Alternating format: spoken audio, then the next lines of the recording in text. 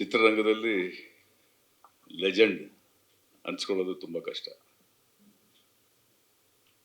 ಆ ಲೆಜೆಂಡ್ ಆದಮೇಲೆ ಆ ಲೆಗೆಸಿ ಅಂತ ಏನು ಹೇಳ್ತೀವಿ ಅದನ್ನ ಬೆಳೆಸ್ಕೊಂಡು ಬರೋದು ಅಂದರೆ ಅದು 10 ವರ್ಷ ಆಗ್ಬೋದು, 100 ವರ್ಷ ಆಗ್ಬೋದು, ತುಂಬ ಕಷ್ಟ. ಅದು ಲೆಜೆಂಡ್ನ ಲೆಗೆಸಿಯಾಗಿ ಅದನ್ನು ಮುಂದುವರ್ಸ್ಕೊಂಬರೋದು ಎಷ್ಟು ಮುಖ್ಯ ಅನ್ನೋದು ನನಗೆ ತುಂಬ ಇನ್ಸ್ಪಿರೇಷನ್. ವೆಂಕಟೇಶ್ ಅವರು, ಅವ್ರ ಕುಟುಂಬ. ಏನಕ್ಕೆ ಹೇಳ್ತೀನಿ ಅಂದರೆ, ನಾನು ಸುಧೀಂದ್ರ ಅವ್ರನ್ನ ತುಂಬ ಹತ್ರದಿಂದ ನೋಡಿದವನು. ನಮ್ಮ ಚಿತ್ರಗಳೆಲ್ಲ ಅವರೇ ಮಾಡ್ತಾ ಇದ್ದಂಥ ಒಂದು ಸಂದರ್ಭ.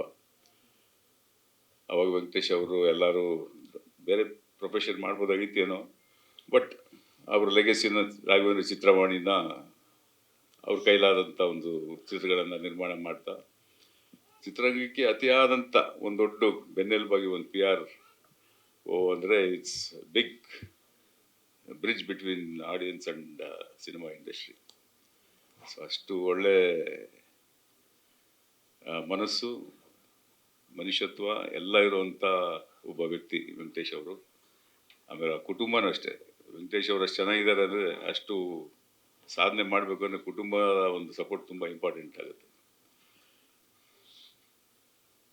ಒಂದು ಪ್ರಯತ್ನ ಅನ್ನೋದು ಒಂದೊಂದು ಜನ್ರೇಷನ್ಗೂ ಪ್ರಯತ್ನ ಇದ್ದೇ ಇರುತ್ತೆ.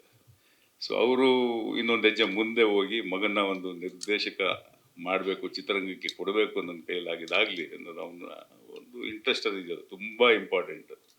ತುಂಬ ಒಂದು ಧೈರ್ಯ ಮಾಡಿ, ಅದು ಈ ಕಾಲದಲ್ಲಿ ಈ ಸಂದರ್ಭದಲ್ಲಿ ಚಿತ್ರರಂಗ ಇರುವಂಥ ಸ್ಥಿತಿಗತಿ ಗೊತ್ತಿದ್ದೂ ಅವರು ಈ ಒಂದು ಧೈರ್ಯ ಮಾಡಿ ಮಗನಿಗೆ ಪವನ್ ವೆಂಕಟೇಶ್ ಅವ್ರಿಗೆ ಒಂದು ನಿರ್ದೇಶನ ಮಾಡಪ್ಪ ನೀನು ಅಂತ ಮಾಡಿಸಿ ಈ ಒಂದು ತುಂಬ ಮನಸ್ಸಿಗೆ ನಾಟುವಂಥ ಒಂದು ಕಥೆನ ಹುಡುಗಿಸ್ಕೊಂಡು ಅದನ್ನು ಅಚ್ಚುಕಟ್ಟಾಗಿ ಪರದೆ ಮೇಲೆ ಅಂದರೆ ಸ್ಕ್ರೀನ್ ಮೇಲೆ ಅಷ್ಟು ಚೆನ್ನಾಗಿ ಪ್ರೆಸೆಂಟ್ ಮಾಡಿದ್ದಾರೆ ಅಂದರೆ really great. My best wishes to you. ಒಂದು ಆ್ಯಕ್ಷನ್ ಅಥವಾ ಬೇರೆ ಕಥೆಗಳನ್ನ ಮಾಡೋದು ಅದು ಅಂದರೆ ಬೇರೆ ಡಿಪಾರ್ಟ್ಮೆಂಟ್ಸ್ ಎಲ್ಲ ಸೇರಿಕೊಂಡು ಮಾಡ್ತೀವಿ ನಾವು. ಇದು ಒಬ್ಬ ಡೈರೆಕ್ಟರ್ 100% ಅವನ ಟ್ಯಾಲೆಂಟ್ ಆಗ್ಬೋದು, ಪ್ರತಿಯೊಂದು ಆಗ್ಬೋದು, ಹಿನ್ನೆಲೆ ಮ್ಯೂಸಿಕ್ ಆಗ್ಬೋದು, what ever it may be, ಎಲ್ಲ ಅವನ ಶೋಲ್ಡರ್ ಮೇಲೆ ನಿಂತಿರೋ ಅಂಥ ಒಂದು ರೆಸ್ಪಾನ್ಸಿಬಲ್ ಸ್ಕ್ರಿಪ್ಟನ್ನು ಆರಿಸ್ಕೊಂಡು ಆಮೇಲೆ ಮನಸ್ಸಿಗೆ ನಾಟುವಂಥ ಒಂದು ಕಥೆನ ಹುಡುಕಬೇಕು. ಅದು ಇವತ್ತಿನ ಎಲ್ಲ ಇದೆ, ಎಲ್ಲ ಈ ಥರ ಮನಸ್ಸಿಗೆ ನಾಟುವಂಥ ಕತೆ ಚಿತ್ರಗಳು ಬಂದಿದೆ, ಇಲ್ಲ ಅಂತೇಳಿಲ್ಲ. ಆದರೆ ಒಂದು ಶಾರ್ಟ್ ಆ್ಯಂಡ್ ಸ್ವೀಟಾಗಿ ಇಷ್ಟರಲ್ಲೇ ಒಂದು ಚಿತ್ರದ 2.5 ಗಂಟೆ ಹೇಳೋದನ್ನು 20 ನಿಮಿಷದಲ್ಲಿ ಹೇಳಿದ್ದಾರೆ ಅಂದರೆ ಅದು ರಿಯಲಿ ಗ್ರೇಟ್, ರಿಯಲಿ ಗ್ರೇಟ್. ಪ್ರತಿಯೊಬ್ಬರು ಎಷ್ಟು ಚೆನ್ನಾಗಿ ನಟಿಸಿದ್ದಾರೆ ಎಲ್ಲ. ನಿಜವಾಗ್ಲೂ ಬನ್ನಿ, ವೇದಿಕೆ ಮೇಲೆ ಬರಬೇಕು. ನೀವು ಹೀರೋ ಇವತ್ತು ಸರ್, ಅವ್ರದೇ ಕಥೆ. ಹೌದಾ? ಬನ್ನಿ ಪ್ಲೀಸ್.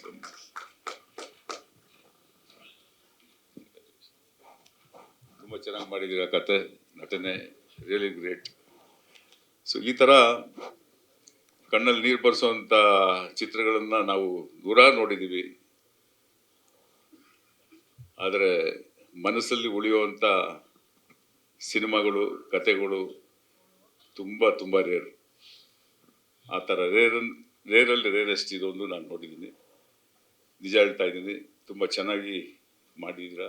ನಿಮ್ಮ ನಿರ್ದೇಶನದ ಜೀವನ, ನಿಮ್ಮ ನಿರ್ದೇಶನದ ಒಂದು ಹೆಜ್ಜೆ ಏನಿಟ್ಟಿದ್ದೀರಾ ಅದು ತುಂಬ ದೊಡ್ಡ ಸಕ್ಸಸ್ ಆಗಲಿ ಅಂತ ಈ ಸಂದರ್ಭದಲ್ಲಿ ನಾನು ರಾಘವೇಂದ್ರ ಸ್ವಾಮಿಯಲ್ಲೂ ಬೇಡ್ಕೊಡ್ತೀನಿ.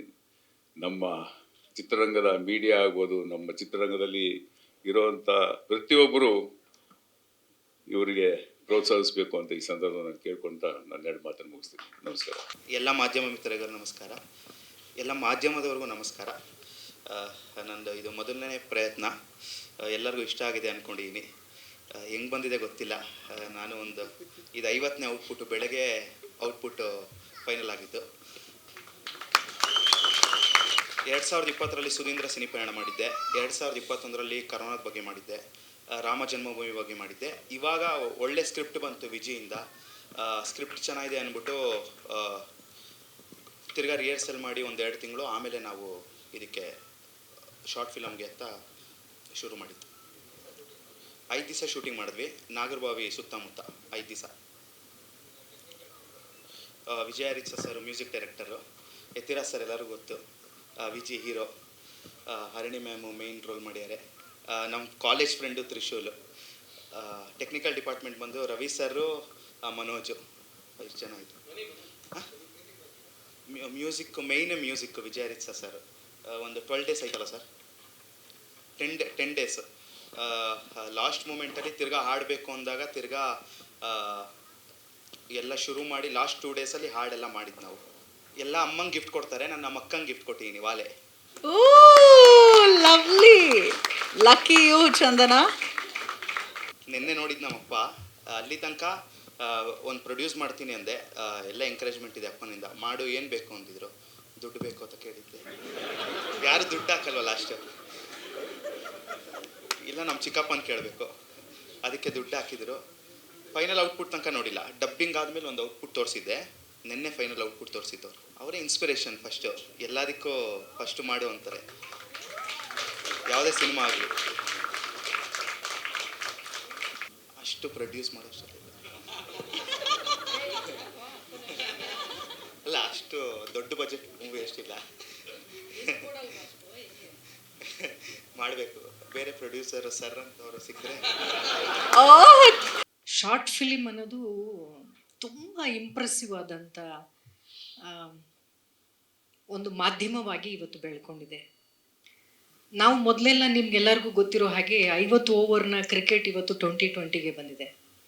ಹಾಗೆ ಸಿನಿಮಾದಲ್ಲೂ ಕೂಡ 2.5 ಗಂಟೆ ನಾವು ಸಿನಿಮಾ ಏನು ತೆಗಿತೀವಿ ಅದನ್ನು ಕೇವಲ 20 ನಿಮಿಷದಲ್ಲೂ ಕೂಡ ತುಂಬ ಎಫೆಕ್ಟಿವ್ ಆಗಿ ತೋರಿಸ್ಬೋದು ಅನ್ನೋದಕ್ಕೆ ಇತ್ತೀಚಿನ ದಿನಗಳಲ್ಲಿ ಶಾರ್ಟ್ ಫಿಲ್ಮ್ಸ್ನೂ ಕೂಡ ಇಂಟರ್ನ್ಯಾಷನಲ್ ಫಿಲ್ಮ್ ಫೆಸ್ಟಿವಲ್ಗಳಲ್ಲಿ ಅದಕ್ಕೆ ಆದಂಥ ಒಂದು ಪ್ರತ್ಯೇಕವಾದಂಥ ಒಂದು ಕ್ಯಾಟಗರಿ ಇಟ್ಟಿದ್ದಾರೆ, ಅದಕ್ಕೆ ಅವಾರ್ಡ್ಸ್ಗಳನ್ನ ಕೊಡ್ತಾರೆ. 20 ನಿಮಿಷನೇ ತುಂಬ ದೊಡ್ಡದು ಅಂತ ನಾನು ಹೇಳ್ತೀನಿ ಕನ್ವೆ ಮಾಡೋದಕ್ಕೆ.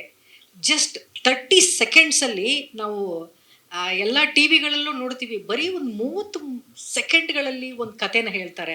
ಆ್ಯಡ್ ಫಿಲ್ಮ್ಸ್ಗಳನ್ನ ನೋಡ್ತಾ ಇರ್ತೀವಿ, ಕಮರ್ಷಿಯಲ್ ಆ್ಯಡ್ಸ್ಗಳ ಬರುತ್ತಲ್ಲ, 30 ಸೆಕೆಂಡ್ಸ್ ಅಷ್ಟೇ. ಅದರಲ್ಲಿ ಒಂದು ಹುಟ್ಟು, ಒಂದು ಸಾವು, ಒಂದು ಇಂಟರ್ವೆಲ್ಲು, ಒಂದು ಕ್ಲೈಮ್ಯಾಕ್ಸು ಎಲ್ಲ ಹೇಳ್ಬಿಡ್ತಾರೆ. ಸೊ 30 ಸೆಕೆಂಡ್ಸ್ನಲ್ಲಿ ಒಂದು ದೊಡ್ಡ ಕಥೆನ ಹೇಳ್ಬೋದು ಅಂದರೆ 20 ನಿಮಿಷನೂ ಕೂಡ ತುಂಬ ಒಳ್ಳೆಯ ಸಮಯ ನೀವು ಒಂದು ಕಥೆನ ಹೇಳೋದಕ್ಕೆ ಅಥವಾ ಜನರನ್ನ ಕನ್ವೆ ಮಾಡೋದಕ್ಕೆ. ಒಳ್ಳೆ ಪ್ರಯತ್ನ ಮಾಡಿದ್ದೀರಾ ನೀವು, ಒಳ್ಳೆ ತಂಡನ ಕಟ್ಕೊಂಡಿದ್ದೀರಾ. ಮೇಡಮ್ ಅಂತೂ ತುಂಬ ಚೆನ್ನಾಗಿ ಕಾಣ್ತಾರೆ ಫ್ರೇಮಲ್ಲಿ, ಚೆನ್ನಾಗಿ ಆ್ಯಕ್ಟ್ ಮಾಡಿದ್ದಾರೆ, ಕತೆ ತುಂಬ ಚೆನ್ನಾಗಿ ಮಾಡ್ಕೊಂಡಿದ್ದಾರೆ. ಯತೀಶ್ವರಿ ಎಲ್ಲರೂ ಚೆನ್ನಾಗಿ ಆ್ಯಕ್ಟ್ ಮಾಡಿದ್ದೀರಾ. ಮೊದಲನೇ ಸ್ಯಾಲರಿ ಅನ್ನೋದು ಎಲ್ಲರಿಗೂ ತುಂಬಾ ಇಂಪಾರ್ಟೆಂಟ್ ಅಂತ ನೀವು ಹೇಳಿದ್ರಲ್ಲ. ನಮ್ಮ ತಂದೆಗೆ ಇಮಿಡಿಯೇಟಾಗಿ ನಾನು ಫೋನ್ ಮಾಡಿದೆ, ಅಪ್ಪ ಅಮ್ಮನಿಗೆ, ಅಪ್ಪ ನಾನು ಮೊದಲನೇ ಸ್ಯಾಲ್ರಿ ಎಷ್ಟು ಹೇಳಪ್ಪ, ಹೋಗಿ ಅಟ್ಲೀಸ್ಟ್ ವೇದಿಕೆ ಮೇಲೆ ಹೇಳ್ತೀನಿ ಅಂತ.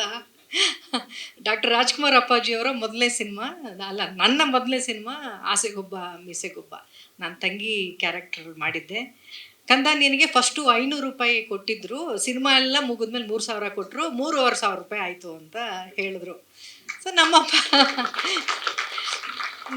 ನನಗೊಂದು ಗೋಲ್ಡ್ ಚೈನ್ ಮಾಡಿ ಗಿಫ್ಟ್ ಮಾಡಿದ್ದು ನನಗೆ ಜ್ಞಾಪಕ ಆಯಿತು. ಅಪ್ಪ ಅವಾಗ ಗೋಲ್ಡ್ ರೇಟ್ ಎಷ್ಟಿತ್ತು ಮತ್ತು ನೀನು ನನಗೆ ಗೋಲ್ಡ್ ಚೈನ್ ಕೊಟ್ಟಿದ್ಯಲ್ಲ ಅಂದೆ. ಇಲ್ಲ ಮಗಳೇ, ಒಟ್ಟಾರೆ 3 ಸಿನಿಮಾ, ಆಸೆಗೊಬ್ಬ ಮೀಸೆಗೊಬ್ಬ ನನ್ನ ಮೊದಲನೇ ಆರ್ಟಿಸ್ಟಾಗಿ, ಚೈಲ್ಡ್ಹುಡ್ ಆರ್ಟಿಸ್ಟಾಗಿ ಅಂದರೆ ತಂಗಿ ಪಾತ್ರದಲ್ಲಿ ಬಂದೆ. ಅದಾದಮೇಲೆ ನಂಬಿದ್ರೆ ನೆಂಬೆ ಬಿಟ್ಟು ಬಿಡಿ, ಅದಾದಮೇಲೆ ದ್ವಾರಕೀಶಣ್ಣ. ಇವರಷ್ಟೂ ಸಿನಿಮಾದ ರೆಮ್ಯುನರೇಷನ್ ತೊಗೊಂಡು ನಮ್ಮ ತಂದೆ ನನಗೆ ಎಸ್ ಅಂದ್ಬಿಟ್ಟು, ಶ್ರುತಿ ಅಂತ ಹೆಸರಿಟ್ಟಿದ್ರು ದ್ವಾರಕೀಶ್ ಅವರು. ಆ ಎಸ್ ಅಂದ್ಬಿಟ್ಟು ಒಂದು ಚೈನ್ ಮಾಡಿಸಿಟ್ಟಿದ್ರು. ಈ ಬಿಲೀವ್ ಮಿ ಆರ್ ನಾಟ್, ನನ್ನ ಹತ್ರ ಎಷ್ಟೋ ನಮ್ಮ ತಂದೆ ಒಡವೆ ಕೊಟ್ಟಿರ್ಬೋದು, ಗಿಫ್ಟ್ ಬಂದಿರ್ಬೋದು. ಆ ಮೊದಲನೇ ಸಂಬಳದಲ್ಲಿ ನಾನು ತೊಗೊಂಡಂಥ ಒಡವೆಗೆ ಯಾವುದು ಬೆಲೆನೇ ಕಟ್ಟೋಕ್ಕಾಗಲ್ಲ, ಅಷ್ಟು ಇಂಪಾರ್ಟೆಂಟ್ ಪ್ರತಿಯೊಬ್ಬರ ಜೀವನದಲ್ಲಿ ಅದು. ಪ್ರೊಡಕ್ಷನ್ ಲೈನಲ್ಲಿ 3ನೇ ತಲೆಮಾರು.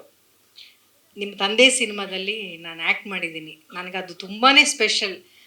ನಗು ನಗುತ್ತಾ ನಲಿ ಅಂತ. ಯಾಕೆಂದರೆ ಶ್ರುತಿ ಅನ್ನೋ ಸಿನಿಮಾದಲ್ಲಿ ನಾನು ಸುನೀಲ್ ಅವರಿಬ್ಬರೂ ಫ್ರೆಂಡ್ಸಾಗಿ ಆ್ಯಕ್ಟ್ ಮಾಡಿದ್ವಿ. ಫಸ್ಟ್ ಟೈಮ್ ನಮ್ಮಿಬ್ಬರನ್ನ ಪೇರ್ ಅಂತ ಕಲ್ಪಿಸ್ಕೊಂಡಿದ್ದೆ ಆ ಸಿನಿಮಾ ಮೂಲಕ. ನಗು ನಗುತ್ತಾ ನಲಿ ಭಾರ್ಗವ್ ಅವರ ಡೈರೆಕ್ಷನಲ್ಲಿ ತುಂಬ ಒಳ್ಳೆ ಪಾತ್ರ ಕೊಟ್ಟಿದ್ರು ನನಗೆ. ಆ ಸಿನಿಮಾನ ನಾನು ಮರಿಲಾರೆ. ಅವ್ರ ತಂದೆ ನಿರ್ಮಾಪಕರಾಗಿದ್ದರು. ಇವ್ರ ಜೊತೆ ವೆಂಕಟೇಶ್ ಅವರು ಕೂಡ ನಾನು ಎಷ್ಟು ಸಿನಿಮಾಗಳ ಜೊತೆ ಹೀಗೆ ಕೆಲಸ ಮಾಡಿದ್ದೀನಿ. ಮಗ ನಿರ್ದೇಶಕನಾಗಕ್ಕೆ ಹೊರಟಿದ್ದಾನೆ. ತುಂಬ ಖುಷಿ ಆಗುತ್ತೆ ಪುಟ್ಟ. ಎಲ್ಲರೂ ಬಂದವರೆಲ್ಲ ಹೀರೋ ಆಗಬೇಕು ಅಂತಾರೆ, ನೀನು ಡೈರೆಕ್ಟರ್ ಆಗಬೇಕು ಅಂತಿದೆಯಾ. All the best. ಆ ಪೊಟೆನ್ಷಿಯಲ್ ಕಾಣ್ತಾ ಇದೆ ನಿನ್ನಲ್ಲಿ. ಒಳ್ಳೆ ಟೀಮ್ಗಳ ಜೊತೆಗೆ ಒಳ್ಳೊಳ್ಳೆ ಪ್ರಯತ್ನ ಮಾಡು. ಒಳ್ಳೊಳ್ಳೆ ಪ್ರಯತ್ನಕ್ಕೆ ಯಾವತ್ತೂ ಸೋಲು ಇಲ್ಲವೇ ಇಲ್ಲ. ಜನ ಕೈ ಹಿಡಿತಾರೆ. ನಾನು ಇದುವರೆಗೂ ತುಂಬ ಅತ್ಯಂತ ದೊಡ್ಡ ದೊಡ್ಡ ನಿರ್ದೇಶಕರು ಶಾರ್ಟ್ ಫಿಲ್ಮ್ ಮಾಡಿರುವಂಥ ಅತ್ಯಂತ ಒಳ್ಳೊಳ್ಳೆ ಶಾರ್ಟ್ ಫಿಲ್ಮ್ಸ್ಗಳನ್ನ ನೋಡಿದ್ದೀನಿ. ಪ್ರಪಂಚದಾದ್ಯಂತ ಇವತ್ತು ಶಾರ್ಟ್ ಫಿಲ್ಮ್ಸ್ ಕೂಡ ತಲುಪ್ತಾ ಇದೆ.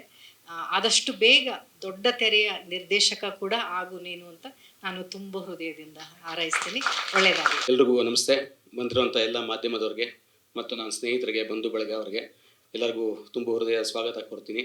ನಾನು ಇವತ್ತು ಮಾಡಬೇಕು ಅಂತ ಡಿಸೈಡ್ ಮಾಡಿದ ತಕ್ಷಣ ಒಂದು 3 ಕಾರಣ ಇತ್ತು. ಒಂದು ವಿಜಮ್ನವ್ರು ಕರಿಬೇಕು ವೇದಿಕೆ ಮೇಲೆ, ಇನ್ನೊಂದು ರಾಕ್ಲೈನ್ ವೆಂಕಟೇಶ್ ಅವ್ರು ಕರಿಬೇಕು, ಶ್ರುತಿಯವ್ರು ಕರಿಬೇಕು ಅಂತ ನನಗೆ ಆಸೆ ಇತ್ತು. ಯಾಕೆ ಅಂದರೆ ನಮಗೆ ಫಸ್ಟು ಕೆಲಸ ಕೊಡಿಸಿದ್ದು ವಿಜಮ್ನವರು. ಹೋಗಪ್ಪ ಅಲ್ಲಿ ರಾಕ್ಲೈನ್ ವೆಂಕಟೇಶ್ ಇದ್ದಾರೆ, ಅಲ್ಲಿ ಹೋಗಿ ಕೆಲಸ ಕೇಳು, ಕೆಲಸನೂ ಕೊಡ್ತಾರೆ, ಸ್ಯಾಲ್ರಿನೂ ಕೊಡ್ತಾರೆ ಅಂತೇಳಿ ಅದೊಂದು ಕನೆಕ್ಟ್ ಮಾಡಿಕೊಂಡೆ. ನಮ್ಮ ಚಿಕ್ಕಪ್ಪ ಮಾಡಿದಂಥ ನಗು ನಗತ್ಲ ಸಿನಿಮಾದಲ್ಲಿ ಶ್ರುತಿ ಮೇಡಮ್ ಅವ್ರಾಗಲೇ ಹೇಳ್ಬಿಟ್ರು, ನಾನು ಹೇಳೋಣ ಅಂದ್ಕೊಂಡಿದ್ದೆ, ನಾಯಕಿಯಾಗಿ ಮಾಡಿದರು. ಸೊ ಕರೆಕ್ಟಾಗಿ ಆ್ಯಕ್ಟ್ ಆಗುತ್ತೆ. ಒಳ್ಳೆ ಹೃದಯ ಇರೋರು ಬಂದು ಲಾಂಚ್ ಮಾಡಿಕೊಟ್ರೆ ನಮ್ದಾಯಿತು. ನಮ್ಮ ಚಿಕ್ಕಪ್ಪ ಬೆಳೆಸಿದ್ರು, ನಮ್ಮದೊಂದು ಜರ್ನಿ ಆಯಿತು. ನೆಕ್ಸ್ಟ್ ಇಯರ್ಗೆ 50 ವರ್ಷ ಆಗ್ತಾಯಿದೆ ಸಂಸ್ಥೆಗೆ. ಒಂದು 3,000 ಚಿಲ್ಲರೆ ಕೆಲಸ ಮಾಡಿದ್ದೀವಿ. ನೆಕ್ಸ್ಟ್ ಇವರು ಫ್ಯೂಚರೆಲ್ಲ ಬೇಕಲ್ವಾ, ಹಾಗಾಗಿ ಅವನಿಗೆ ಹೀರೋ ಆಗಬೇಕು ಅಂತ ಆಸೆ ಇತ್ತು. ನಾನು ಹೇಳಿದೆ, ಏನು ತಯಾರಿ ಮಾಡ್ಕೋಬೇಕಾದ್ರೆ ಮಾಡ್ಕೊ ಅಂತ ಹೇಳಿದೆ. ಎಲ್ಲ ಎಜುಕೇಷನ್ ಮುಗೀತು, ಒಂದೆಲ್ಲ ಬೇರೆ ಕಡೆಯಿಂದೆಲ್ಲೂ ಕೆಲಸದ್ದೆಲ್ಲ ಬರ್ತಾ ಇತ್ತು, ಅಲ್ಲಿ ಇಲ್ಲಿ ಚಿಕ್ಕ ಪುಟ್ಟದ ಕೆಲಸದ್ದು. ಬೇಡ ನಮ್ಮ ಚಿಕ್ಕಪ್ಪ ಬಿಟ್ಟೋಗಿರೋ ಸಂಸ್ಥೆಗೆ ಡೆವಲಪ್ ಮಾಡಿದ್ದೀವಿ ನಾವು, ತೊಂದರೆ ಇಲ್ಲ, ಇಲ್ಲೇ ಕೆಲಸ ಮಾಡು ಅಂತೇಳಿ ನಮ್ಮ ಕಂಪನಿಯ ಎಲ್ಲ ಸೋಷಿಯಲ್ ಮೀಡಿಯಾ ಎಲ್ಲ ಅವನೇ ಹ್ಯಾಂಡ್ಲ್ ಮಾಡ್ತೀನಿ ಮೇಡಮ್. ಟೋಟಲಾಗೆಲ್ಲ ನಾನು ಓದ್ಕೊಂಡಿದ್ದಾಗಲೂ ಮಾಡ್ತಾ ಇದ್ದ, ಅದು ಕಂಟಿನ್ಯೂ ಮಾಡ್ಕೊಂಬಂದ. ಅದಕ್ಕೆ ನಮ್ಮ ಕುಟುಂಬದವರೆಲ್ಲನೂ ಸಾಕ್ಷಿ ಇದ್ದಾರೆ, ಅಥವಾ ನಮ್ಮ ಕುಟುಂಬದವ್ರದ್ದು ಎಲ್ಲರೂ ಸಾಥ್ ಕೊಡ್ತಾರೆ. ಆಮೇಲೆ ಒಂದು ಒಳ್ಳೆ ಸ್ಕ್ರಿಪ್ಟ್ ಬಂತು, ವಿಜಿ ಮಾಡ್ಕೊಂಬಂದಿದ್ದಾರೆ, ಪ್ರೊಡ್ಯೂಸ್ ಮಾಡಬೇಕು ಇದನ್ನು ನಮ್ಮ ಕಂಪನಿಲೇ ಅಂತ. ನಮ್ಮ ಚಿಕ್ಕಪ್ಪ ಪತ್ರಕರ್ತರ ಪಾಲ್ದಾರಿಕೆಯಲ್ಲೇ 6 ಸಿನಿಮಾ ಮಾಡಿದರು. 6 ಪಿಕ್ಚರ್ ಹಿಟ್ ಆಗಿತ್ತು ಆ ಟೈಮಲ್ಲಿ. ಒಲವಿನ ಉಡುಗೊರೆ ಆಗ್ಬೋದು, ಗಣೇಶನ ಮದುವೆ ಆಗ್ಬೋದು, ಗೌರಿ ಗಣೇಶ ಆಗ್ಬೋದು, ಅಥವಾ ಪಟ್ಟಣಕ್ಕೆ ಬಂದ ಪುಟ್ಟ, ಗುಂಡನ ಮದುವೆ, ಮೇಡಮ್ ಅವ್ರದ್ದು ನಗು ನಗೋದಲ್ಲಿ, ಲಹರಿ ಅವ್ರಿಗೆ ಗಣೇಶನ್ ಗಲಾಟೆ ಅಂತ ಒಂದು ಸಿನಿಮಾ ಮಾಡಿಕೊಟ್ಟಿದ್ರು ನಮ್ಮ ಅಂಕಲ್, ಅದು ಹಿಟ್ ಆಗಿತ್ತು. ಅದಾದಮೇಲೆ ನಾವು ಸುಮ್ಮನೆ ಆಗೋಗ್ಬಿಟ್ಟಿದ್ವಿ. ಯಾಕೆ ಸುಮ್ಮನೆ ಆಗಿದ್ದು ಅಂದರೆ ಸುಮಾರು ಜನ ನನಗೆ ಕೇಳೋದು, ಸರ್ ಉಪೇಂದ್ರ ಸರ್ ಹೇಳಿದ್ರು ಎಲ್ಲ ಪ್ರೆಸ್ಗೆಲ್ಲ ಫ್ರೀ ಕಾಲ್ ಶೀಟ್ ಕೊಡ್ತೀನಿ ಮಾಡಿ ಅಂತೇಳಿ. ಹಿಂದೆ ಎಲ್ಲ ಮಾಡಿದಾಗ ಮೇಡಮ್ ಹತ್ರ ಕಾಲ್ ಶೀಟ್ ತೊಗೊಬೇಕಾದ್ರೆ ಒಂದು ಬಲ್ಕಾಗಿ ಹೋಗಿ ತೊಗೊಂಡಿದ್ದು, ಇವತ್ತು ಡೈಲಿ ವೈಸ್ ಬಂದುಬಿಟ್ಟಿದೆ. ನನಗೆ ತುಂಬ ಜನ ಇನ್ಸ್ಪಿರೇಷನ್ ಮಾಡಿದ್ರು ಸಿನಿಮಾ ಮಾಡಿ ಅಂತೇಳಿ. ಮಾಡ್ಬೋದಾಗಿತ್ತು, ಇಂಡಸ್ಟ್ರಿಯಿಂದ ನನಗೆ ಪೂರ್ತಿ ಸಾಥ್ ಇದೆ. ಆ್ಯಕ್ಚುಲಿ ಒಂದು ಒಳ್ಳೆ ಗುಡ್ ವಿಲ್ ಇಟ್ಕೊಂಡಿದ್ದೀವಿ. ಮಾಡಲಿಲ್ಲ. ಯಾಕೆ ಮಾಡಲಿಲ್ಲ ಅಂತಂದರೆ ಅಕಸ್ಮಾತ್ ಹೆಚ್ಚು ಕಮ್ಮಿ ಆದರೆ ನಾನು ನಂಬ್ಕೊಂಡು 4 ಫ್ಯಾಮಿಲಿ ಇದೆ. ನನ್ನ ಫ್ಯಾಮಿಲಿ ಇದೆ, ಸುರೇಂದ್ರ ಅವ್ರ ಫ್ಯಾಮಿಲಿ ಇದೆ, ವಾಸು ಫ್ಯಾಮಿಲಿ ಇದೆ. ಮತ್ತೆ ಫ್ಯಾಮಿಲಿ ಡಿಸ್ಟರ್ಬ್ ಮಾಡ್ಕೊಳ್ಳೋದು ಬೇಡ, ಯಾಕೆ ಈಗ ಕಳ್ಕೊಂಬಿಟ್ರೆ ತುಂಬ ಹೊಟ್ಟೋಗುತ್ತೆ, ದುಡಿಯೋದು ತುಂಬ ಕಷ್ಟ ಇದೆ ಅಂತೇಳಿ ಮಾಡಲಿಲ್ಲ ಸರ್. ಆಮೇಲೆ ಇವನು ಬಂದು ಕೇಳ್ದ, ಸರಿ ಆಯಿತು ಮಾಡಪ್ಪ, ಏನು ಬಜೆಟ್ ಆಗುತ್ತೋ ಕೊಡ್ತೀನಿ ಅಂತ ಹೇಳಿದೆ. ಆ ದುಡ್ಡು ಕೊಟ್ಬಿಟ್ಟಿದ್ದೀನಿ, ಯಾವುದು ಉಳಿಸ್ಕೊಂಡಿಲ್ಲ ನಾನು, ಆಯಿತಾ. ಇದರಿಂದ ವಾಪಸ್ ಬರುತ್ತೆ ಅಂತ ಕೊಟ್ಟಿಲ್ಲ ರವೀಣ, ಮಾಡಬೇಕು ಅನ್ನೋ ಆಸೆ ಇತ್ತು, ಕೊಟ್ಟೆ. ಇಲ್ಲ ಮಾಡಿಯಾರ ಪಾಪ, ಅಲ್ಲೆಲ್ಲೋ ಶೂಟಿಂಗ್ ಟೈಮಲ್ಲಿ ಎಲ್ಲ ಚಿಕ್ಕ ಹೋಟ್ಲಿಗೆ ಹೋಗಿ ಅಲ್ಲೇ ಊಟ ಕೊಡ್ಸ್ಕೊಂಡು ಕರ್ಕೊಂಬಂದ್ಬಿಡೋ ಅಂತೆ. ಊಟ ಕೊಡಿಸಿದ್ರೆ ಕರೆಕ್ಟಾಗಿರೋ ಕರ್ಕೊಂಡೋಗಿ ಕೊಡಿಸು ಅಂತ ನಾನು ಹೇಳ್ತಿದ್ದೆ. ನಾನು ಊಟ ತಿಂಡಿಯಲ್ಲಿ ಆಮೇಲೆ ಸ್ಯಾಲ್ರಿ ಕೊಡೋಲ್ಲಿ ಯಾವುದು ಕಮ್ಮಿ ಮಾಡಬೇಡಿ ಅಂತೇಳಿ, ಅದಕ್ಕೂ ನಾನು ಇಂಟರ್ಫೇರ್ ಆಗಿಲ್ಲ. ಅವ್ನ ಕೈಲಿ ದುಡ್ಡು ಕೊಟ್ಟಿದ್ದೆ, ಎಲ್ಲ ಪಾಪ ಮಾಡಿಯಾನೆ, ಯಾವುದು ಆ ಥರದ್ದು ಯಾವುದು ದುಂದು ವೆಚ್ಚ ಮಾಡಲ್ಲ, ಅದು ಗ್ಯಾರಂಟಿ ಇದೆ. ಸೊ ಹಾಗಾಗಿ ಇವತ್ತು ಒಂದು 20 ನಿಮಿಷದ ಶಾರ್ಟ್ ಫಿಲಮ್ನ ಲೋಕಾರ್ಪಣೆ ಆಗಿದೆ ನಮ್ಮ ರಾಘವೇಂದ್ರ ಚಿತ್ರವಾಣಿ ಯೂಟ್ಯೂಬ್ ಚಾನಲಲ್ಲಿ. ನಾನು ಒಂದು 20 ದಿವಸ ಹಿಂದೆ ನಾನು ನಮ್ಮ ಮನೆಯವ್ರು ನೋಡೋದಿರತ್ತೆ 10:30 ಮೇಲೆ. ತುಂಬ ಮನಸ್ಸಿಗೆ ಹತ್ತಿರ ಆಯಿತು. ನೆನ್ನೆ ಮಧ್ಯಾಹ್ನ ಔಟ್ಪುಟ್ಟು ತೊಗೊಂಬಂದಾಗ ಇಲ್ಲೇ ಇದ್ದೆ, ಇಲ್ಲಿ ನೋಡಿದಾಗ ಇನ್ನೂ ತುಂಬಾ ಆಯಿತು. ಕೆಲವು ಲಿಪ್ ಸಿಂಕ್ ಆಗ್ತಿರ್ಲಿಲ್ಲ, ನೋಡಪ್ಪ ಅಂತಂದೆ. ಬೆಳಗ್ಗೆವರೆಗೂ ವರ್ಕ್ ಮಾಡಿ ರಾಕ್ಲೇನ್ ಸರ್, ಬೆಳಗ್ಗೆವರೆಗೂ ಔಟ್ಪುಟ್ ತೆಗೆದು ವರ್ಕ್ ಮಾಡಿಯಾನೆ. ಸೊ ಇವತ್ತು ಏನಾರ ಅಕಸ್ಮಾತ್ ಅವನು ಇಷ್ಟು ಡೆವಲಪ್ ಆಗ್ತಾನೆ ಅನ್ನೋ ಕಾರಣ ಏನು ಅಂತಂದರೆ, ಪಕ್ಕದಲ್ಲಿದ್ದಾರೆ ಗುರುಗಳು. ಮತ್ತಿಕೆರೆಗೆ ಹೋಗೋವನು, ಆಶೀರ್ವಾದ ತಗೊಳ್ಳೋವನು, ಅವ್ರು ಹೇಳ್ದಂಗೆ ಕೇಳೋವನು ಇವತ್ತು ಒಂದು ಸ್ಥಾನಕ್ಕೆ ಬಂದು ನಿಂತಿಯಾನೆ. ಮುಂದೆನೂ ಅವ್ರ ಆಶೀರ್ವಾದನೇ ಬೇಕು ಲೈಫಲ್ಲಿ ಬೆಳೆಯೋಕ್ಕೆ ಅಂತ ಹೇಳ್ತಾ, ಬಂದಿರುವಂಥ ಎಲ್ಲ ನಮ್ಮ ಸ್ನೇಹಿತರಿಗೆ, ಬಂಧು ಬಳಗದವ್ರಿಗೆ, ಎಲ್ಲದಕ್ಕಿಂತ ಹೆಚ್ಚಾಗಿ ನಮ್ಮನ್ನು ಅವತ್ತಿಂದ ಇವತ್ತರೆಗೂ ಬೆಳೆಸ್ತಾನೇ ಬಂದಿರುವಂತಹ ಎಲ್ಲ ಮಾಧ್ಯಮದ ಸ್ನೇಹಿತರಿಗೆ ತುಂಬ ಹೃದಯದ, ನಮ್ಮ ರಾಘವೇಂದ್ರ ಚಿತ್ರವಾಣಿ ಪರವಾಗಿ ತುಂಬ ಹೃದಯದ ಒಂದು ಕೃತಜ್ಞತೆ ಹೇಳ್ತೀನಿ. ಒಂದೇ ಹೇಳಿದ್ದು, ನಾನು ಸಾವಿತ್ರಿ ಮೇಡಮ್ ರಾತ್ರಿ 10:30 ಫೋನ್ ಮಾಡಿದ್ದೀನಿ, ಸಾರಿ ಮೇಡಮ್ ತೊಂದರೆ ಕೊಟ್ಟೆ ಅಂತ, ಬರ್ತೀನಿ ಅಂದರು. ಶಮಂತ ಎಲ್ಲೋ ಇದೀನಿ ನಾನು, ಬಟ್ ಖಂಡಿತ ಬರ್ತೀನಿ ಅಂದ್ರೆ ಅವ್ರು ನೋಡಿಲ್ಲ. ಇವಾಗ ನೆಕ್ಸ್ಟ್ ತೋರಿಸ್ತೀನಿ. ಸರಸ್ವತಿ ಅವರಿಂದ ಹಿಡಿದು ವಾಸು ಅವರಿಂದ ಹಿಡಿದು ಪ್ರತಿಯೊಬ್ಬರು ಬಂದಿದ್ದಾರೆ, ಎಲ್ಲರಿಗೂ ಕೃತಜ್ಞತೆ ಹೇಳ್ತಾ, ಇದೆಲ್ಲ ಮುಗಿದ ಮೇಲೆ ಎಲ್ಲಿ ಡಬ್ಬಿಂಗ್ ಎಲ್ಲ ಮಾಡೋದು ಅಂತಂದಾಗ ನನಗೆ ವಿನಾಯಕ್ ರಾಮ್ ಹೇಳಿದ್ರು, ನಮ್ಮ ಸುರೇಶಣ್ಣ ಅವ್ರ ಸ್ಟುಡಿಯೋ ಇದೆ, ಎಲ್ಲೂ ಮಾಡಬೇಡ ಬಾ ಅಂತೇಳಿ. ಸುರೇಶ್ ಅಣ್ಣ ಅವ್ರಿಗೆ ಫೋನ್ ಮಾಡಿದೆ. ಅವ್ರು ಒಂದೇ ಮಾತು ಹೇಳಿ, ದುಡ್ಡು ಕೊಡೋಂಗಿದ್ರೆ ಸ್ಟುಡಿಯೋಗೆ ಬರಬೇಡಿ, ದುಡ್ಡು ಕೊಡದೇ ಬನ್ನಿ ಅಂತಂದರು. ಹಂಗೆ ಹೇಳ್ಬೇಡಿ ಸುರೇಶ್ ಅಣ್ಣ ಅಂತಂದೆ. ಪ್ರತಿಯೊಂದು DI ಇಂದ ಹಿಡಿದು ಡಬ್ಬಿಂಗಿಂದ ಹಿಡಿದು ಪ್ರತಿಯೊಂದು ಅಚ್ಚುಕಟ್ಟ ಮಾಡಿಕೊಟ್ಟಿದ್ರಿ ಸುರೇಶ, ತುಂಬ ಥ್ಯಾಂಕ್ಸ್ ಹೇಳ್ತೀನಿ.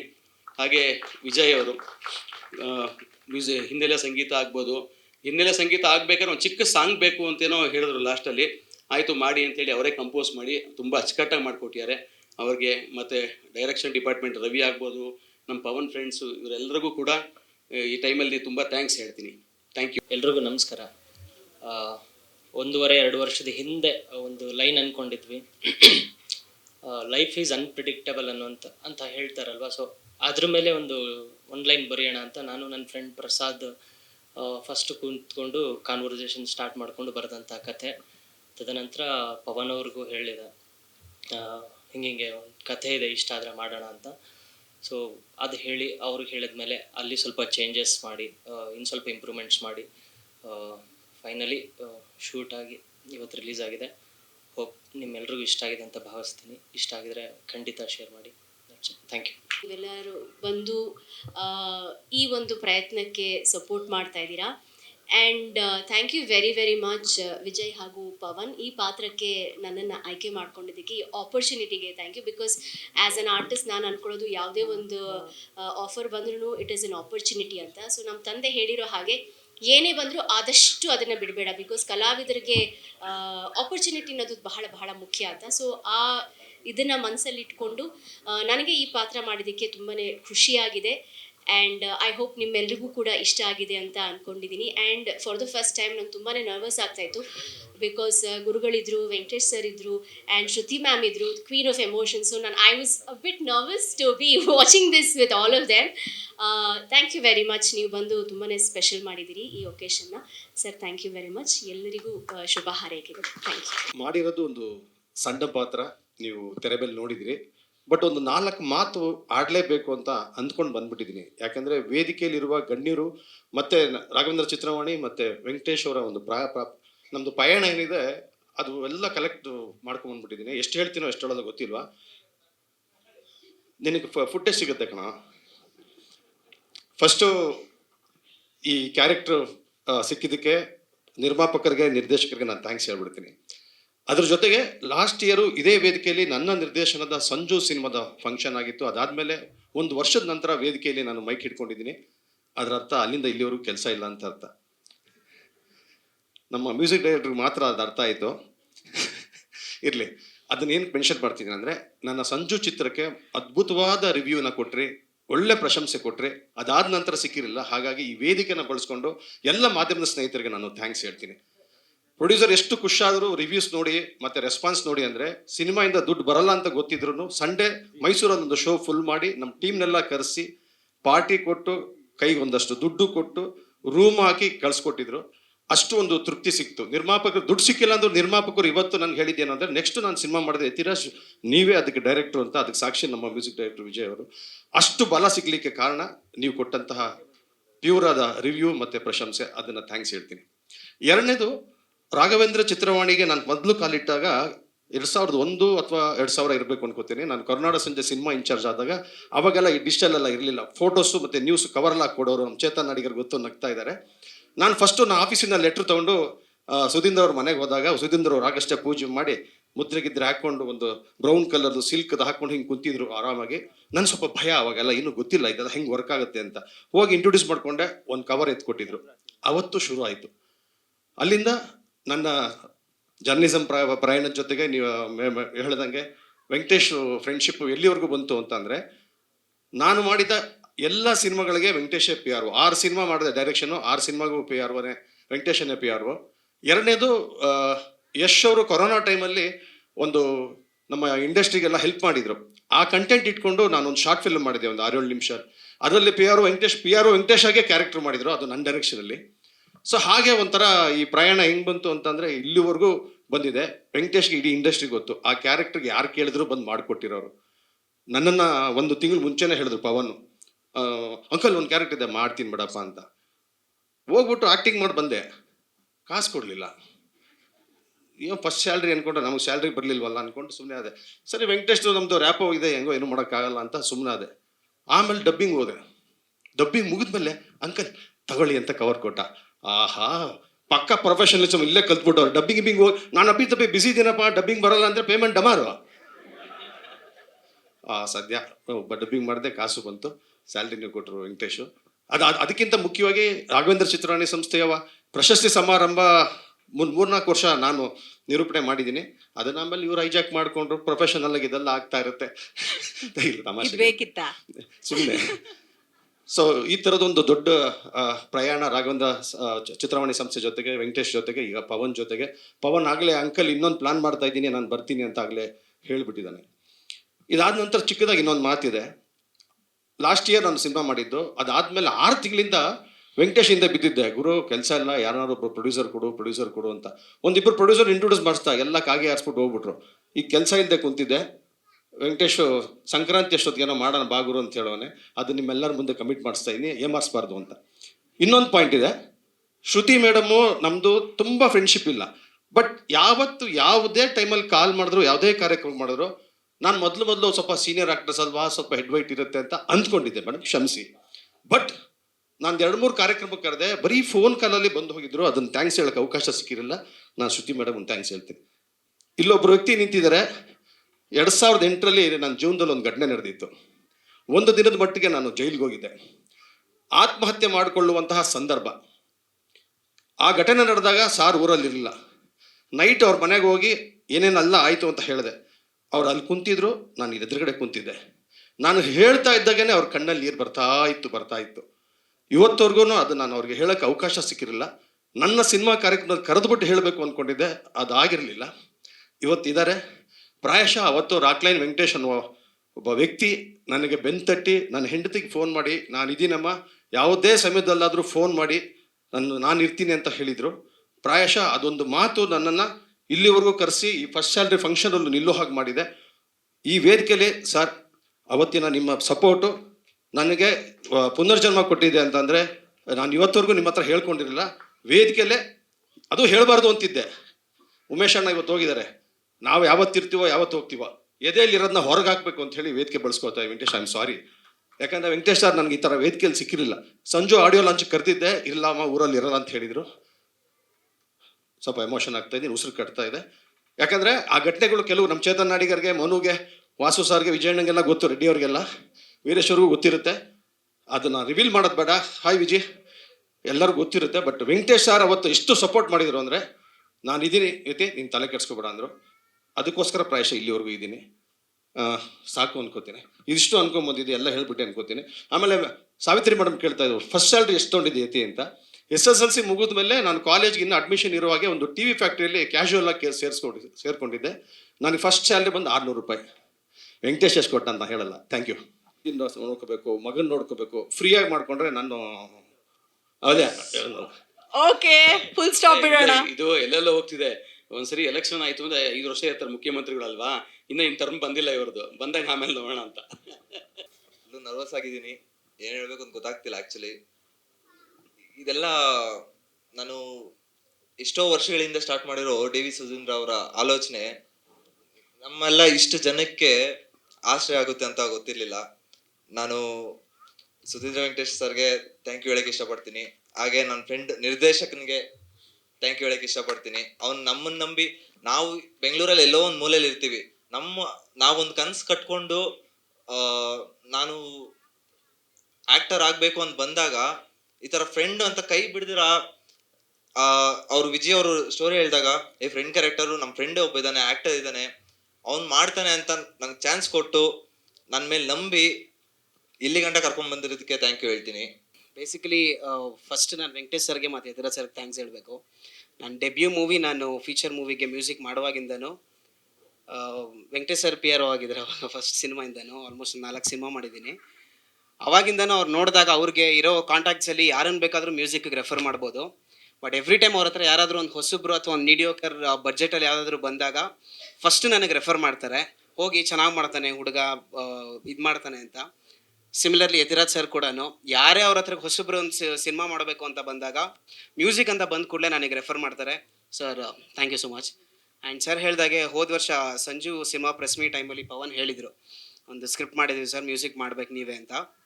ನಾನು ಎಕ್ಸ್ಪೆಕ್ಟ್ ಮಾಡಿದ್ದೆ ಬಹುಶಃ ಒಂದು ವ್ಯೂಸ್ಗೋಸ್ಕರ ಅಥವಾ ಬೇಗ ರೀಚ್ ಆಗುತ್ತೆ ಕಂಟೆಂಟ್ ರೀಲ್ಸಲ್ಲಿ ಅನ್ನೋದಕ್ಕೋಸ್ಕರ ಒಂದು ಕಾಮಿಡಿ ಎಲಿಮೆಂಟು ಅಥವಾ ಒಂದು ಸಸ್ಪೆನ್ಸ್ ಥ್ರಿಲ್ಲರೋ ಸೈಕಿಕ್ ಎಲಿಮೆಂಟ್ ಏನೋ ಮಾಡ್ತಾರೆ ಅಂತ. ಬಟ್ ಈ ಥರ ಎಮೋಷ್ನಲ್ ಕಂಟೆಂಟ್ನ ಮಾಡೋದಕ್ಕೆ ಸ್ವಲ್ಪ ಧೈರ್ಯ ಬೇಕು. ಬಿಕಾಸ್ ಶಾರ್ಟ್ ಮೂವಿನಲ್ಲಿ ಅದು ಈಸಿಯಾಗಿ ತಲುಪಿಸೋದಕ್ಕೆ ಕಷ್ಟ ಆಗುತ್ತೆ ಸ್ಕ್ರೀನ್ ಮೇಲೆ ತರೋದಕ್ಕೆ ಎಕ್ಸ್ಪೆಕ್ಟ್ ಮಾಡಿರೋದನ್ನು. ಸೊ ಬಹುಶಃ ಎಲ್ಲ ಟೀಮ್ ಮೇಟ್ಸ್ ಎಲ್ಲರೂ ಸೇರಿ ಮಾಡಿರೋ ಕಂಟೆಂಟ್ ಚೆನ್ನಾಗಿ ರೀಚ್ ಆಗಿದೆ ಅಂದ್ಕೊಳ್ತೀನಿ. ಆ್ಯಂಡ್ ಒಂದು ಸ್ಪೆಷಲ್ ಮೆನ್ಷನ್ ಮನೋಜ್, ಪವನ್ ಮತ್ತು ತ್ರಿಶೂಲ್, ಅವರು ಒಳ್ಳೆ ಟೀಮ್ ಇದ್ದಾರೆ. ಇನ್ಫ್ಯಾಕ್ಟ್ 3 ಜನ ಒಬ್ಬೊಬ್ಬರು ಸ್ಟುಡಿಯೋಗೆ ಬಂದಾಗಲೂ ಅಥವಾ ಒಟ್ಟಿಗೆ ಬಂದಾಗಲೂ ಅವ್ರು ಎಲ್ಲರ ಮಾತು ಒಂದೇ ಇರೋದು. ಸೊ ಅವ್ರಿಗೆ ಕ್ಲಾರಿಟಿ ತುಂಬ ಚೆನ್ನಾಗಿತ್ತು ಕಂಟೆಂಟ್ ಮೇಲೆ. ಬಹುಶಃ ಅದು ತೆರೆ ಮೇಲೆ ಕಾಣ್ತಿದೆ ಅಂದ್ಕೊಳ್ತೀನಿ. Thank you. ಏನೂ ಇಲ್ಲ, ಆ್ಯಕ್ಚುಲಿ ಇವತ್ತು ತುಂಬ ಭಯ ಆಗ್ತಿದೆ. ಇವತ್ತು ಬೆಳಗ್ಗೆವರೆಗೂ ಕೆಲಸ ಮಾಡ್ತಾ ಇದ್ವಿ ನಾವು. ನನಗೆ ಪವನ್ ತುಂಬ ವರ್ಷದಿಂದ ಪರಿಚಯ, ಅಂದರೆ PUC ಇಂದಾನೆ. ಈವನ್ ತ್ರಿಶೂಲು ಅಷ್ಟೇ, ನನ್ನ ಸ್ಕೂಲ್ ಫ್ರೆಂಡ್ ಇವನು. ಸ್ಕೂಲ್ ಟೈಮಲ್ಲೂ ಕೂಡ ನಾವು ಸಿನಿಮಾ ಬಗ್ಗೆನೇ ಮಾತಾಡ್ತಾ ಇದ್ದೀವಿ. ಹೋಪ್ ನೀನು ನೆನಪಿರುತ್ತೆ ಅಂತ ಅನ್ಕೋತೀನಿ. ಈವನ್ ನನಗೆ ನಮ್ಮೆಲ್ರಿಗೂ ಕೂಡ ಅದೇ ಥರ ಫ್ರೆಂಡ್ಸ್ ಸಿಕ್ಕಿದ್ರು. ನಾವು ನ್ಯಾಷನಲ್ ಕಾಲೇಜಲ್ಲಿ ಓದಬೇಕಾದ್ರೆ ಪವನ್ ಬಂದು, ಇಲ್ಲ ನಾವೇನಾದರೂ ಒಂದು ಮಾಡೋಣ, ಇಲ್ಲ ಮಚ್ಚ ನಾವೆಲ್ಲ ಒಂದು ಒಳ್ಳೆ ಟೀಮ್ ಇದ್ದೀವಿ, ಒಂದು ಟೀಮ್ ಆದರೆ ಒಂದು ಸಿನಿಮಾ ಮಾಡ್ಬೋದು ಅಂತ ಅಂದ್ಕೊಂಡು ಇವತ್ತು ಇಲ್ಲಿವರೆಗೂ ತೊಗೊಬಂದು ನಿಂತ್ಕೊಂಡ್ಬಂದಿದ್ದೀರಾ. ಆ್ಯಂಡ್ ಮೊದಲನೇದಾಗಿ ಎಲ್ರಿಗೂ ಥ್ಯಾಂಕ್ ಯು ಹೇಳ್ತೀನಿ. ಇಲ್ಲಿಲ್ಲೇ ಓಡಾಡ್ತಾ ಇದ್ವಿ, ಇವತ್ತು ಮೇಲೆ ಕರ್ಕೊಂಬಂದು ನಿಲ್ಸಿದ್ದೀರಾ. ಇದು ಒಂದೇ ಅಲ್ಲ, ಇನ್ನೂ ದೊಡ್ಡ ದೊಡ್ಡ ಆಲೋಚನೆಗಳಿದೆ. ಖಂಡಿತ ನಿಮ್ಮ ಆಶೀರ್ವಾದ ಇದ್ದರೆ ಖಂಡಿತವಾಗ್ಲೂ ಮಾಡ್ತೀವಿ. ಆ್ಯಂಡ್ ಸ್ಪೆಷಲ್ ಥ್ಯಾಂಕ್ಸ್ ರಾಘವೇಂದ್ರ ಚಿತ್ರವಾಣಿಗೆ, ವೆಂಕಟೇಶ್ ಸರ್ಗೆ. ಅವ್ರಿಲ್ಲ ಅಂದಿದ್ರೆ ಇದೆಲ್ಲ ಸಾಧ್ಯ ಆಗ್ತಾನೆ ಇರಲಿಲ್ಲ. ಆ್ಯಂಡ್ ಅವ್ರು ಎಷ್ಟು ಸಪೋರ್ಟ್ ಮಾಡಿದ್ದಾರೆ ಅಂತ ನಮ್ಮೆಲ್ರಿಗೂ ಗೊತ್ತು. Thank you sir, thank you so much sir. ಇದೇ ಥರ ಅವಕಾಶಗಳು ಮಾಡ್ತಾ ಇರ್ತೀವಿ. Thank you. 2018 ಸಮಯದಲ್ಲಿ ನಾನೊಂದು ಶಾರ್ಟ್ ಫಿಲ್ಮ್ ಡೈರೆಕ್ಷನ್ ಮಾಡ್ತೀನಿ. ಸಿನಿಮಾದ ಆ ಶಾರ್ಟ್ ಫಿಲ್ಮ್ ಹೆಸರು ಫಲಿತಾಂಶ ಅಂಥೇಳಿ. ಅದನ್ನು ಜನರಿಗೆ ತಲುಪಿಸ್ಬೇಕು, ಮಾಧ್ಯಮದವ್ರ ಬಗ್ಗೆ ನನಗೆ ಅಷ್ಟು ಪರಿಚಯ ಇರಲಿಲ್ಲ. ನನ್ನ ಹತ್ರ ಇದೆ ತುಂಬ ಸಣ್ಣ ಅಮೌಂಟು. ಅದನ್ನು ವೆಂಕಟೇಶಣ್ಣಿಗೆ ಹೇಳಿದೆ, ತುಂಬ ಸಣ್ಣ ಅಮೌಂಟಲ್ಲಿ ಚಾಮುಂಡೇಶ್ವರಿ ಸ್ಟುಡಿಯೋಸಲ್ಲಿ ಅದನ್ನು ಸ್ಕ್ರೀನಿಂಗ್ಸ್ ಮಾಡಿಸ್ತಾರೆ. ಪ್ಲಸ್ಸು ಸುಮಾರು 50ಕ್ಕೂ ಹೆಚ್ಚು ಜನ ಮಾಧ್ಯಮದವ್ರು ಆಗಲೇ ಬರ್ತಾರೆ. ಅಂದರೆ ಪ್ರಿಂಟು ಮತ್ತು ಸ್ಯಾಟಲೈಟು, ಡಿಜಿಟಲ್ಲು ಆ ಟೈಮಲ್ಲಿ ಶಕ್ತಿ ಮೀರಿ ಅದನ್ನು ತಲುಪಿಸ್ತಾರೆ. ಆ ಶಾರ್ಟ್ ಫಿಲ್ಮ್ ನಾನು ಯೂಟ್ಯೂಬಲ್ಲಿ ಅಪ್ಲೋಡ್ ಮಾಡಿಲ್ಲ, ಅದನ್ನು ಗೌರ್ಮೆಂಟಿಗೆ ಕೊಟ್ಟಿದ್ದೀನಿ. ಬಿಕಾಸ್ ಅದು ಸ್ಟಾಪ್ ಸುಸೈಡ್ ಅನ್ನುವಂಥ ಕಾನ್ಸೆಪ್ಟು, ಆತ್ಮಹತ್ಯೆ ಬೇಡ ಅನ್ನೋ ಕಾನ್ಸೆಪ್ಟು. ಸುಮಾರು ಒಂದು 20,000 ಜನ ಅದನ್ನು ಫ್ರೀಯಾಗಿ ನೋಡಿದ್ರು ಆ ಸಿನಿಮಾನ. ಅದರ ನಂತರ ಬಿಫೋರ್ ನಾನು ಒಂದು 2 ಪುಸ್ತಕ ಬರೆದಿದ್ದೆ. ಟೋಟಲ್ 3 ಪುಸ್ತಕ ಆದ ನಂತರ ಒಂದು ಸಿನಿಮಾ ಡೈರೆಕ್ಷನ್ ಮಾಡಿದೆ. ಸಿನಿಮಾದ ಹೆಸರು ಲಕ್ಷ್ಯ ಅಂತ. ಅದಕ್ಕೂ ವೆಂಕಟೇಶಣ್ಣನೇ PRO. ಅದು ಕೂಡ ಸಣ್ಣ ಬಜೆಟ್ ಸಿನಿಮಾ. ಕೊರೋನಾ ಮಧ್ಯೆ ಅದು ತುಂಬ ಪ್ರಚಾರಕ್ಕೆ ಬರಲಿಲ್ಲ. ಇದರ ಮಧ್ಯೆ ಪವನ್ ನನಗೆ ಆಲ್ವೇಸು ಎಲ್ಲರ ಮುಂದೆ ರವಿ ಸರ್ ಅಂತಾನೆ, ಬಟ್ ಆ್ಯಕ್ಚುಲಿ ನನಗೆ ನನ್ನ ತಮ್ಮನ ಥರ ಅವನು. ಈ ಥರ ಒಂದೇನೋ ಮಾಡ್ಕೊಂಡಿದ್ದೀನಿ ಸರ್, ಏನೋ ಮಾಡೋಣ. ನನಗಿಲ್ಲಿ ಇಷ್ಟ ಆಗಿದ್ದು 3,500ಕ್ಕೂ ಹೆಚ್ಚು ಸಿನಿಮಾಗಳಿಗೆ PRO ಮಾಡಿದಂತಹ ಒಂದು ಸಂಸ್ಥೆಯ ಮುಖ್ಯಸ್ಥರು, ಅದು DV ಸುಧೀಂದ್ರ ಸಾಹೇಬ್ರಾಗಿರ್ಬೋದು, ಅಥವಾ ವೆಂಕಟೇಶಣ್ಣ ಆಗಿರ್ಬೋದು, ವಾಸಣ್ಣ ಆಗಿರ್ಬೋದು, ಸುನೀಲಣ್ಣ ಆಗಿರ್ಬೋದು. ಅದರ ನಂತರ ಅದನ್ನು ಒಂಚೂರು ಕಂಟಿನ್ಯೂ ಮಾಡುವಂತಹ ಸಸ್ಟೈನಿಟಿ ಬೇಕಲ್ಲ, ಆ ಒಂದು ಕೆಪಾಸಿಟಿ ಬೇಕು. ಅಂದರೆ ಅವ್ರು ಈಸಿಯಾಗಿ ನನ್ನ ಮಗ ಮಾಡ್ತಾನೆ ಅಂತೇಳಿ ಹೇಳಿಲ್ಲ. ರವಿ ಅವನಿಗೆ ಒಂಚೂರು ಏನೋ ತಪ್ಪಾದರೆ ಕಲಿಸು ಅಂತಂದರು. ಅದು ಅವ್ರು ಹೇಳಬೇಕಾದ ಅವಶ್ಯಕತೆ ಇಲ್ಲ. ಇದು ನಾನು ಕಂಡಂಥ ನನ್ನ ಪರ್ಸ್ಪೆಕ್ಟಿವ್ ಇದು. ಈ ಶಾರ್ಟ್ ಫಿಲ್ಮ್ ಮಾಡಬೇಕಾದ್ರೆ ಸುಮ್ಮನೆ ನನ್ನ ಹೆಸರು ಅವ್ರು ಹಾಕ್ಕೊಂಡಿದ್ದಾರೆ. ಆ್ಯಕ್ಚುಲಿ ನಾನು ಏನೂ ಕೆಲಸ ಮಾಡಿಲ್ಲ ಇಲ್ಲಿ, ಸುಮ್ಮನೆ ಜೊತೆ ನಿಂತ್ಕೊಂಡಿದ್ದೆ. ಕತೆ ಬರೆದಂಥವನು ವಿಜಿ, ಅದನ್ನು ಡೈಲಾಗ್ಸು ಸ್ಕ್ರೀನ್ ಪ್ಲೇ ಮಾಡಿದಂಥವ್ರು ಪವನು, ವಿಜಿ ಮತ್ತು ಮನೋಜು, ತ್ರಿಶೂಲು. ನಾನು ಸುಮ್ಮನೆ ಜೊತೆಗಿದ್ದೆ. ರವಿ ಸರ್ ಇದು ಓಕೆನಾ ಅಂತ ಅಷ್ಟೇ ಕೇಳ್ತಾಯಿದ್ರು. ಓಕೆ ಇಲ್ಲ, will go for 1 more take, that's it. ನಾನೇನೂ ಮಾಡಿಲ್ಲ. ನನ್ನ ಹೆಸರು ಹಾಕಿದ್ದಕ್ಕೆ thank you so much Pavan. ಮೇಲಾಗಿ 3,500 ಸಿನಿಮಾಗಳಿಗೆ PRO ಮಾಡಿದಂತಹ ಒಂದು ಸಂಸ್ಥೆಯ ಭಾಗವಾಗಿ ಪವನ್ ಇಟ್ಟಿರುವಂಥ ಈ ಹೆಜ್ಜೆ ನನಗೆ ಸ್ಪೆಷಲಿ. ನನ್ನ ಸಿನಿಮಾ ರಿಲೀಸ್ ಆದಾಗ ನಮ್ಮ ಅಪ್ಪ ಅಮ್ಮ ಮತ್ತು ನನ್ನ ತಮ್ಮಂದರು PVRಲ್ಲಿ ಸ್ಕ್ರೀನ್ ಮೇಲೆ ನನ್ನ ಹೆಸರು ನೋಡಿ ಕಣ್ಣಲ್ಲಿ ನೀರು ಹಾಕಿದ್ದನ್ನು ನಾನು ನೋಡಿದ್ದೆ. ಅದನ್ನು ತುಂಬ ಪಕ್ಕದಲ್ಲಿ ಕೂತ್ಕೊಂಡು ವೆಂಕಟೇಶಣ್ಣ ಕಣ್ಣಲ್ಲಿ ನೀರು ಹಾಕಿದ್ದು ನಾನು ನೋಡಿದೆ. It's all about respect, it's all about emotion towards their family. ಪ್ರತಿಯೊಬ್ಬ ಮಕ್ಕಳು ದೊಡ್ಡ ಮಟ್ಟಕ್ಕೆ ಬೆಳಿಬೇಕನ್ನುವಂತಹ ಆಸೆ ಎಲ್ಲ ಅಪ್ಪ ಅಮ್ಮಂದಿಗಿರುತ್ತೆ. ಅದಕ್ಕೆ ವೆಂಕಟೇಶಣ್ಣ ಮತ್ತು ಅವರ ಮಿಸ್ಸಸ್ ಕೂಡ ಹೊರತಲ್ಲ, ನಾನು ಅದನ್ನು ಹತ್ತಲ್ಲಿ ಕೂತು ನೋಡಿದೆ. ದೊಡ್ಡ ಮಟ್ಟಕ್ಕೆ ರೀಚ್ ಆಗಲಿ. ವಿಜಯ್ ಥರದ ಬಹಳಷ್ಟು ಜನ ಮಾಧ್ಯಮದಲ್ಲಿ ಕೆಲಸ ಮಾಡ್ತಿದ್ದೀರಿ. ಬಹಳಷ್ಟು ಸೂಪರ್ ಸ್ಟಾರ್ಗಳಿಗೆ ನೀವು ಕ್ಯಾಮ್ರಾ ಹಿಡಿದಿದ್ದೀರಿ, ಬೈಟ್ಸ್ ತೊಗೊಂಡಿದ್ದೀರಿ, ಇಂಟರ್ವ್ಯೂಗಳನ್ನು ಮಾಡಿದ್ದೀರಿ. ನನ್ನದೊಂದು ಸ್ವಾರ್ಥ, ನಿಮ್ಮಲ್ಲಿಯೂ ರೈಟ್ರು, ಡೈರೆಕ್ಟರ್ ಇದ್ದಾರೆ, ಅದನ್ನು ಆಚೆ ತೊಗೊಂಬನ್ನಿ, ನೀವು ಬರೀರಿ, ಡಿರೆಕ್ಷನ್ ಮಾಡಿ, ನಿಮ್ಮದೇ ಆದಂಥ ಒಂದು ಪ್ಲಾಟ್ಫಾರ್ಮ್ನ ಕ್ರಿಯೇಟ್ ಮಾಡ್ಕೊಳ್ಳಿ. ಇಂಡಸ್ಟ್ರಿ ಎಲ್ಲವನ್ನ ಕೊಟ್ಟಿದೆ, ಅದನ್ನು ಸ್ವೀಕರಿಸಿ ಅಂತ ಕೇಳ್ತೀನಿ. ವೆಂಕಟೇಶಣ್ಣ thank you so much, Pavan thank you, ಇಡೀ ಕಂಪ್ಲೀಟ್ ರಾಘವೇಂದ್ರ ಚಿತ್ರವಾಣಿಗೆ ಥ್ಯಾಂಕ್ ಯು, ಧನ್ಯೋಸ್ಮಿ, ಥ್ಯಾಂಕ್ ಯು ಸೊ ಮಚ್. ಒಂದು ಸಿನಿಮಾ ಮಾಡಿದ್ರು, ಅವ್ರಿಗೆ ದುಡ್ಡು ಕೊಡೋಕ್ಕಾಗಿರಲಿಲ್ಲ ಪಾಪ. ಪಿಕ್ಚರು ಫ್ಲಾಪ್ ಆಗೋಯ್ತು ಸರ್. ಒಂದು ತಿಂಗಳು ಬಿಟ್ಬಿಟ್ಟು ವಾಪಸ್ ಫೋನ್ ಮಾಡಿ ಬಂದರು, ನಮ್ಮ ಆಫೀಸಿಗೆ ಬಂದರು. ಹೇಳಿ ರವಿ ಅಂತಂದೆ, ಅವರೇನೋ ಬೇರೆ ಸಿನಿಮಾ ಮಾಡ್ತಿದ್ದಾರೆ, ಮತ್ತೆ ವಾಪಸ್ ಏನೋ ಕೆಲಸ ಮಾಡಿಕೊಡ್ಬೇಕು ಅಂತೇಳಿ. ಇಲ್ಲ ಅಂಥೇಳಿ ಕವರ್ ಕೊಟ್ಟರು. ಏನಿದು ಅಂತಂದೆ. ನಿಮ್ಮನ್ನ ಬ್ಯಾಲೆನ್ಸ್ ಕೊಡಬೇಕಾಯ್ತು 15,000 ರೂಪಾಯಿನ. ಪಿಕ್ಚರ್ ಹೋಗಿದ್ದು ನನ್ನ ಹಣೆ ಬರ, ನನ್ನ ಕರ್ಮ ಅದು. ನೀವು ಕೆಲಸ ಮಾಡಿದ್ರೆ ನಿಮಗೆ ದೋಖ ಆಗಬಾರ್ದು ಅಂತೇಳಿ ಪಿಕ್ಚರ್ ಎಲ್ಲ ಫ್ಲಾಪ್ ಆಗಿ 2 ತಿಂಗಳಾದ್ಮೇಲೆ ಪಾಪ ವಾಪಸ್ ದುಡ್ಡು ತೊಗೊಂಬಂದು ಕೊಟ್ಟರು. ಇಂಥ ನಿಯತವರು ಇರ್ತಾರೆ.